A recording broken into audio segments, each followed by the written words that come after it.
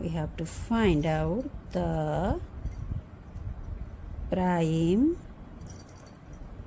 factors of 10,648. So 10,648 is equal to 2 make it 5, 3, 2, 4, 2 make it 2, 6, 6, 2, 2 make it 1, 3, 3, 1, then 11 make it 1, 2, 1, then 11, 11. So the prime factors are 2 into 2 into 2, 11 into 11 into 11.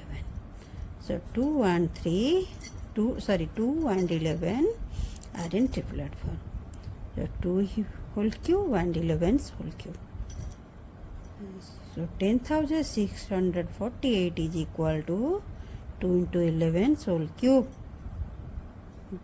22's whole cube. The cube root होगा 10,648 का cube root is 22's whole cube's cube root. The answer is 22. Cube root of 10,648 is 22.